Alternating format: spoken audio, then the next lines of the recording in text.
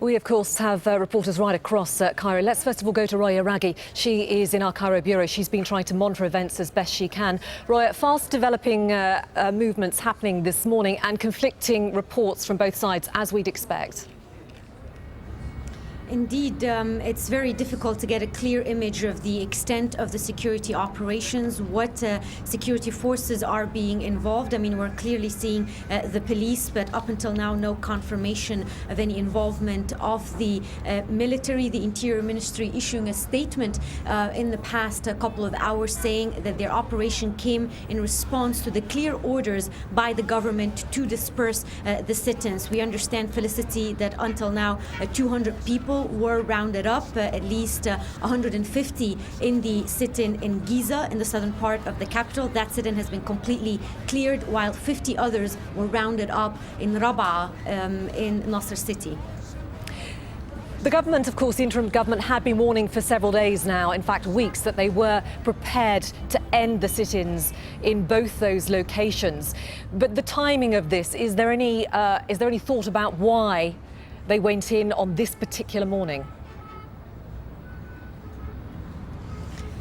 Well, the government had been coming under intense pressure by certain segments of the society, given, of course, that the warning had been issued for weeks now. There were those in the society who were clearly pressuring the government to move ahead with the dispersal. There was a warning that was issued leaked to the media Sunday night that an imminent crackdown, or at least siege, of the sit-ins was going to happen on Monday. We did not see that come to fruition at the time. Security forces said the numbers had swelled as a result of the leak, and therefore they didn't want to make the move. Others saying that actually what the government was doing or security forces were doing at that stage was gauge the reaction of protesters, try to figure out exactly how they were going to fortify their encampments before they make a move, in order to even decide on the size of the deployment. So there has been an expectation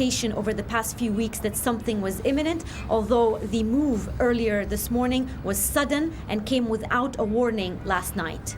July the 3rd, of course, the date that Mohamed Morsi was deposed. It seems a very long time ago. It's not that long, obviously, in a matter of months and weeks. Is there a sense, do you think, that this is in fact the watershed moment where the future of Egypt is going to be decided? Because the Muslim Brotherhood have made it absolutely plain, absolutely clear, that they are going to remain defiant and they are going to stay in Nasser city for as long as they can. This revolution has been going on now for more than 2.5 years. There were many critical junctures, many rounds of violence, and at many points there was always that sense that this was going to be a detrimental moment that will shape the course of the revolution and the future of the country. What we're seeing today is certainly a very important security operation. It will at least, for one, tell us the direction of this interim authority. This is a government that has come to be formed after the removal of Mohamed Morsi, being backed by the military, being very closely watched by the international community and by many, of course, in Egypt, who had been trying to grapple with what exactly happened on June 30 and on July 3rd. So for sure, whatever steps the government take today will determine how the international community will react to this government.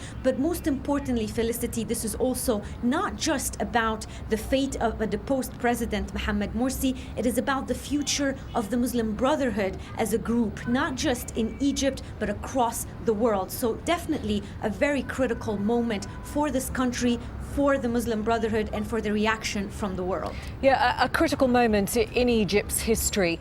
I'm interested also, Rawya, I mean, obviously everything is focused on Cairo at the moment, but Egypt isn't just about Cairo, is it?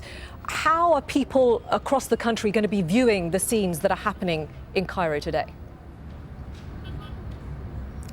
Well, the biggest issue really that has been plaguing the Egyptian society over the past few weeks is the very evident and palpable division. It is polarization doesn't even cut it anymore.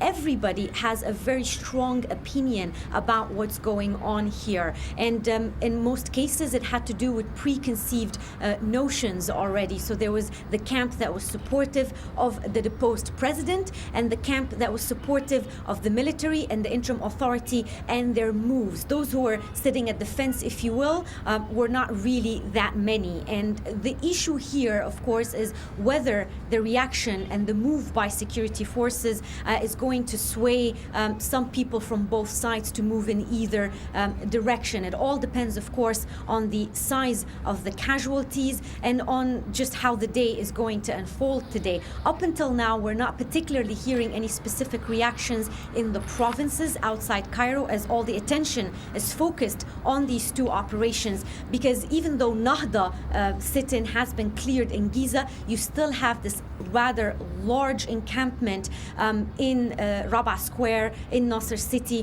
where there's still so many people gathered there. So do expect the focus, for now at least, to be on that particular sit-in.